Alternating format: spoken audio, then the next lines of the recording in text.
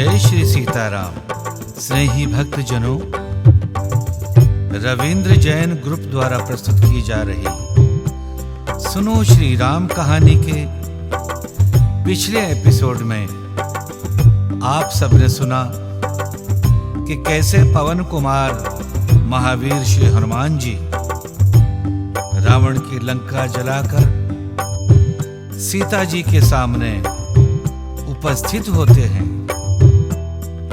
कैसे सीता जी उन्हें पुत्र कहकर संबोधित करती हैं और अजर अमर होने का आशीर्वाद देती हैं। साथ ही पिछले ही एपिसोड में आप सबने यह भी सुना कि कैसे श्री हनुमान जी लंका से सागर के इस पार आते हैं और सबको सीता जी का समाचार सुनाकर मधुबन के फल खाकर सुग्रीव से मिलकर श्री राम जी के सामने आते हैं और उनको सीता जी का सारा समाचार सुनाते हैं। सीता जी का समाचार सुनकर किस प्रकार श्री राम जी हनुमान जी पर प्रसन्न होकर उन्हें हृदय से लगाते हैं और गदगद कंठ से आशीर्वाद देते हैं।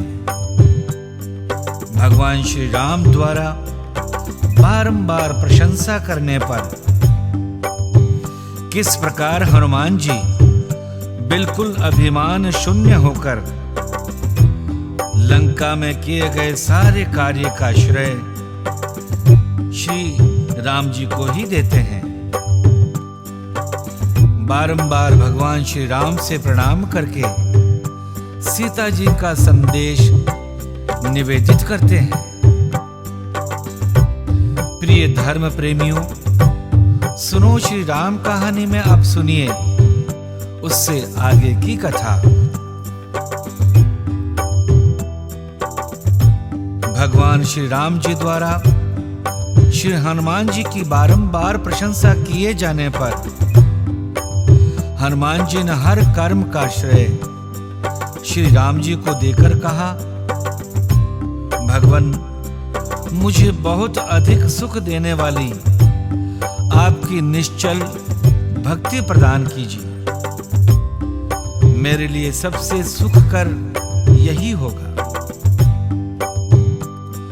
भगवान श्री राम जी ने हनुमान जी का प्रणाम और निवेदन स्वीकार करते हुए उनको पुनः अपने हृदय से लगाया और कहा कि ऐसा ही हो।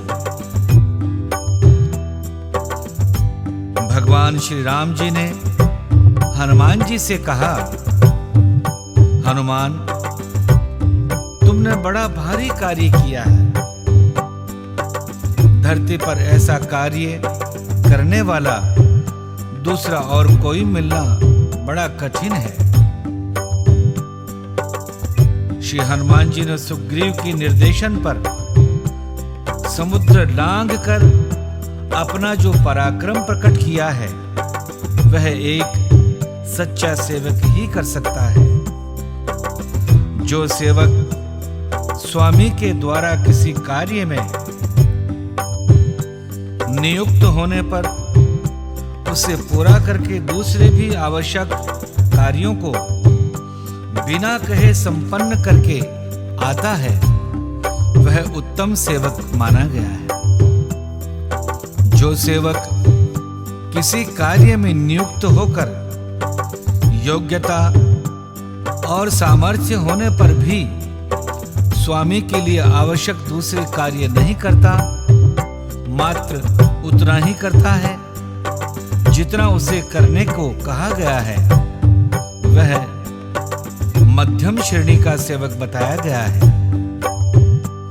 और जो सेवक अपने स्वामी के किसी कार्य में नियुक्त होकर अपनी योग्यता और सामर्थ्य के होते हुए भी उसे सावधानी से पूरा नहीं करता, वह निम्न कोटि का सेवक माना गया है। हनुमान जी ने स्वामी के कार्य में नियुक्त होकर उसके साथ ही दूसरे बहुत सारे महत्वपूर्ण कार्यों को भी पूरा किया है। उन्होंने अपने गौरव में भी किसी प्रकार की कमी नहीं आने दी, अपने आप को दूसरों की दृष्टि में छोटा नहीं बनने दिया और सुग्रीव को भी पूर्णतः संतुष्ट कर दिया। सीता जी का पता लगाने के साथ ही रावण की लंका जलाकर उसके सहायक राक्षसों को मारकर उन्होंने एक उत्तम सेवक का सारा धर्म निभाया है और अपने स्वामी की सामर्थ्य शत्रु पक्ष को बताई है। आज मेरे पास पुरस्कार देने योग्य वस्तु का अभाव है। यह बात मेरे मन में बहुत खटक रही है। जिस प्रिय हनुमान ने मुझे प्राणों के समान प्रिय सीता का समाचार और संवाद सुनाया है, उसका मैं कोई उपकार नहीं कर पा रहा। ऐसा कहकर रघुनाथ श्री राम जी ने पुलकित होकर श्री हनुमान जी को बारंबार अपने हृदय से लगाया। सुन प्रभु बचन कहीं कपि वृंदा, सुनि प्रभु बचन कहीं कपि वृंदा, जय जय जय कृपाल सुख कंदा। तब रघुपति कपिपति ही बुलावा, कहा चले कर करहु बनावा। अब विलंब के ही कारण कीजे, तुरत कपिन कहूँ आय सुदीजे।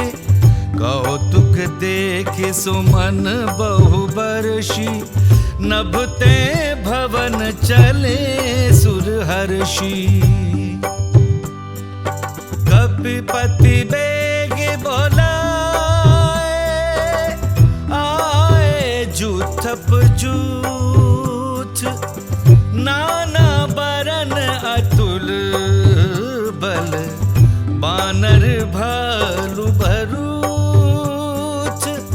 बानर भालु भरूच। प्रभु के वचन सुनकर वानरगण कहने लगे, कृपालु आनंद कंद श्री राम जी की जय हो, जय हो, जय हो। तब श्री रघुनाथ जी ने कपिराज सुग्रीव को बुलाया और कहा, चलने की तैयारी करो। अब विलंब किस कारण किया जाए? वानरों को तुरंत आज्ञा दो। भगवान श्री राम की यही लीला देखकर बहुत से फूल बरसाकर और हर्षित होकर देवता आकाश से अपने अपने लोकों को चले।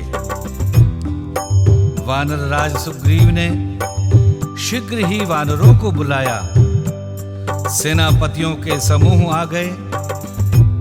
वानर भालुओं के झुंड अनेक रंगों के हैं और उनमें अतुलनीय बल है। वे प्रभु के चरण कमलों में सिर नवाते हैं। महान बलवान रिछ और वानर गरज रहे हैं। श्री राम जी ने वानरों की सारी सेना देखी, तब कमल नेत्रों से कृपा पूर्वक उनकी ओर दृष्टि डाली। राम कृपा का बल पाकर श्रेष्ठ वानर मानो पंख वाले बड़े पर्वत हो गए। तब श्री राम जी ने हर्षित होकर प्रस्थान किया। अनेक सुंदर और शुभ शकुन होने लगे।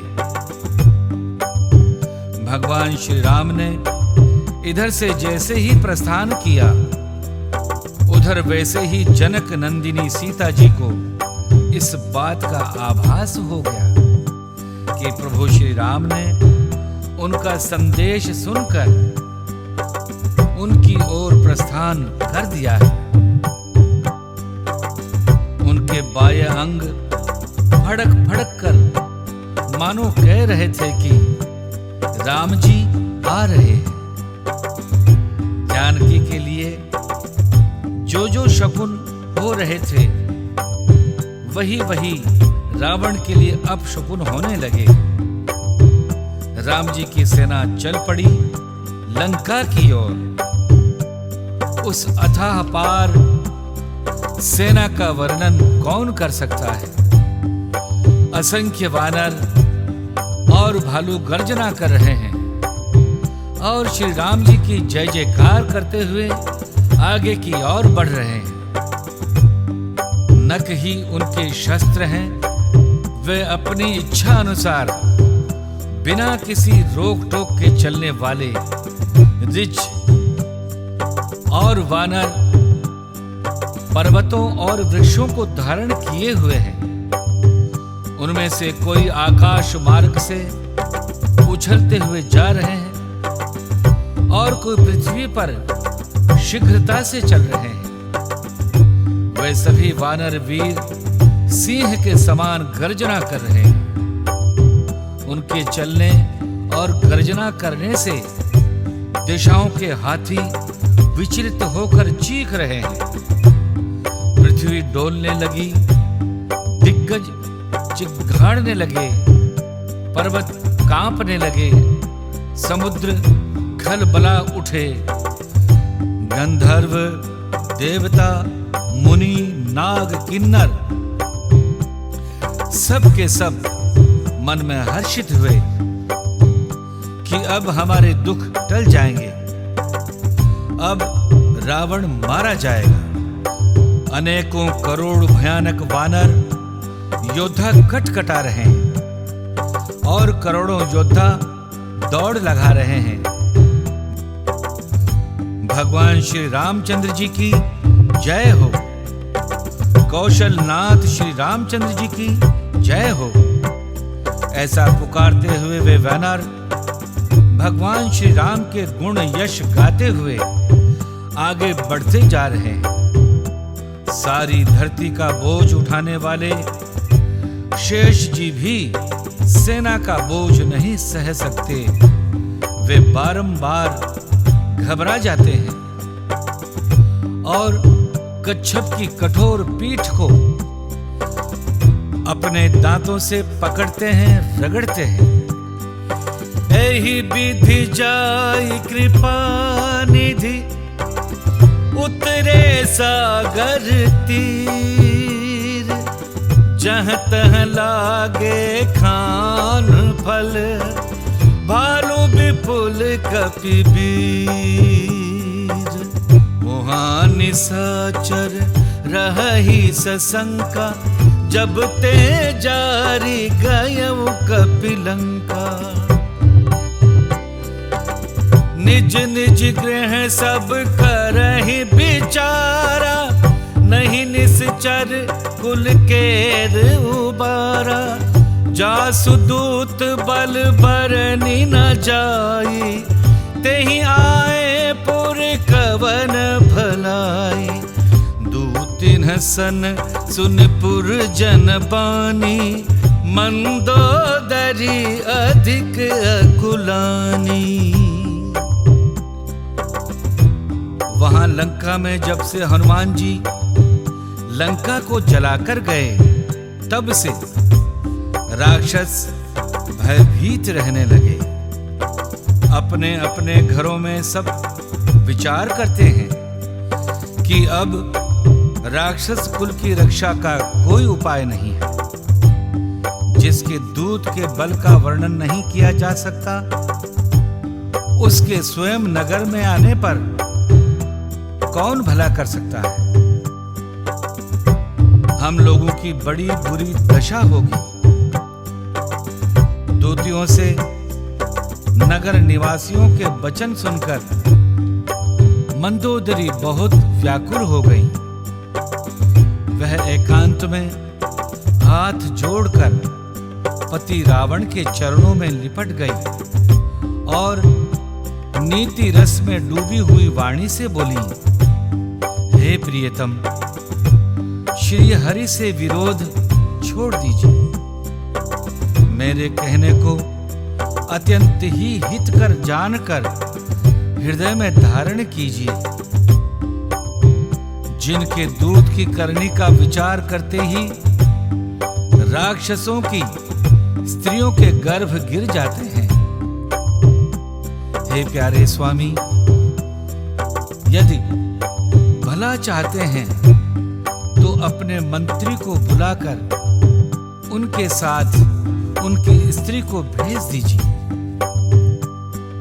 सीता आपके कुल रूपी कमलों के वन को दुख देने वाली सर्दी की रात्रि के समान आई है। हे नाथ, मेरी विनती सुनिए। सीता को लौटाए बिना शंभु और ब्रह्मा के करने से भी आपका भला नहीं हो सकता। श्री राम जी के बाण सर्पों के समूह के समान हैं और राक्षसों के समूह मेंढक के समान। जब तक वे उन्हें ग्रस नहीं लेते, निगल नहीं जाते, तब तक हठ छोड़कर बचने का उपाय कर लीजिए। मूर्ख और जगत प्रसिद्ध अभिमानी रावण कानों से उसकी वाणी सुनकर खूब हंसा और वे बोला, स्त्रियों का स्वभाव सचमुच ही बहुत डरपोक होता है। मंगल में भी भय करती हो। तुम्हारा मन बहुत ही कमजोर है। यदि वानरों की सेना आएगी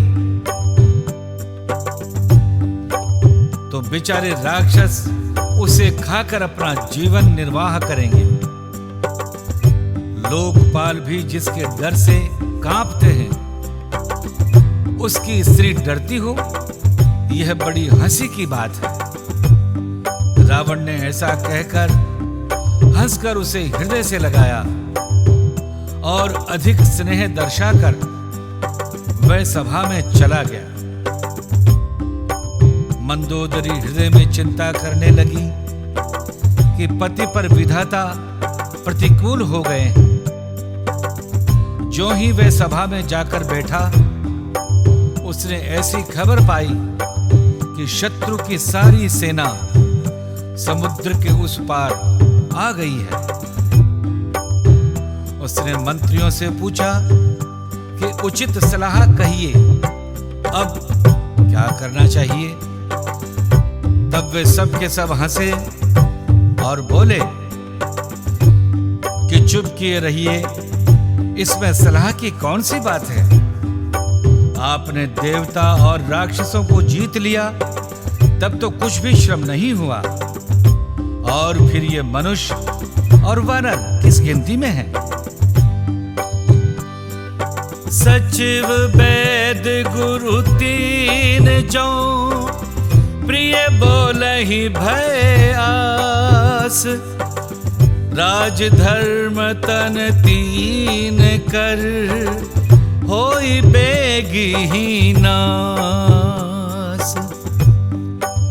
मंत्री, वैद्य और गुरु, ये तीन यदि अप्रसन्नता के भय या लाभ की आशा से हित की बात ना कहकर प्रिय बोलते हैं, तो क्रमशः राज्य, शरीर और धर्म, इन तीनों का शीघ्र ही नाश हो जाता है।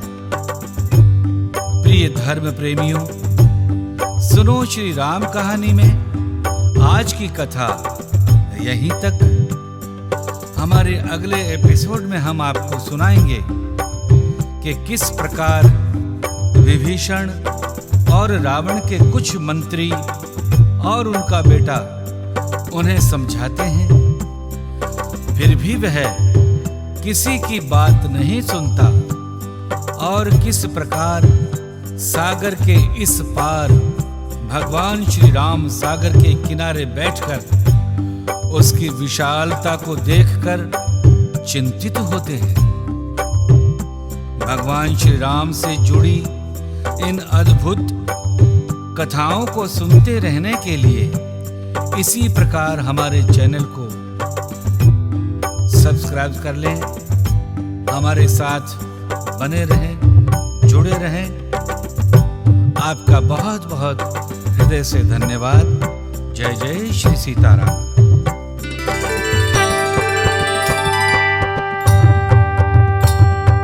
सिया राम जय राम जय जय राम। सिया राम जय राम जय जय राम। सिया राम जय राम जय जय राम। सिया राम जय राम जय जय राम। रघुनंदन जय जय सिया राम।